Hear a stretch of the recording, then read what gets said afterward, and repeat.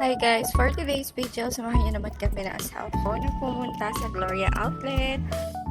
Taga Huco Township nga kami, kaya sa bus number 5 kami sumakay na pupunta sa may HSR station.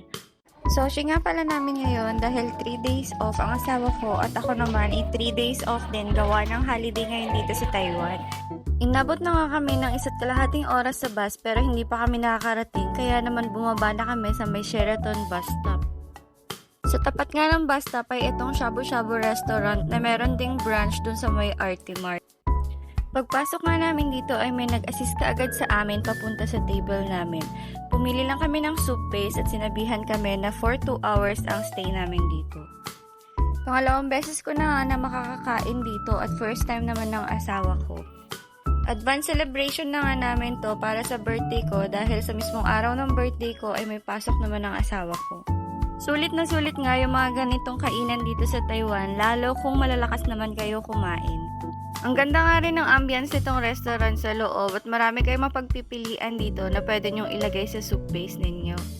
May mga ready to eat dishes na nga sila dito na pwede ninyo kainin habang inaantay ninyo maluto yung mga nilagay or ilalagay ninyo sa inyong soup base.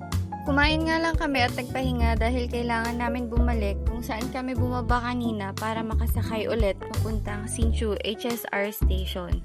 Doon kasi kami sasakay papunta naman ng Gloria Outlet para mas mabilis ang biyahe. Non-reserved seat nga ang kinuha namin dahil mas mura kaysa sa reserved seat. 11 minutes nga lang ang biyahe kapag naka-HSR kaya for the go. Charot. At dahil non-reserved seat nga ang kinuha namin, eto at nakatayo kami. Buti na lang, mabilis lang talaga ang biyahe. 125 NT nga ang pamasahe namin at kung gusto mo naman ng reserved seat, at 168 naman ang pamasahe. Hsinchu, HSR Station to Taoyuan, HSR Station. Hindi nga kami madalas umaalis kasi napakamahal ng gastusin dito, lalo na sa pagkain at pamasahe. Mag-iikot-ikot nga lang din kami dito sa Gloria Outlet dahil may hinahanap nga kaming sapatos.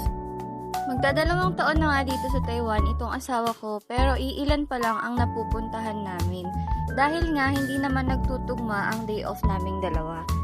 Nakakasabay lang ako sa kanya ng day off kapag may holiday at tumapat sa day off niya yung holiday. Pagkatapos nga namin makapag-ikot-ikot ay sumakay na kami sa bus number 170 pabalik naman ng Chongli dahil doon naman kami sasakay ng train pabalik ng Hsinchu.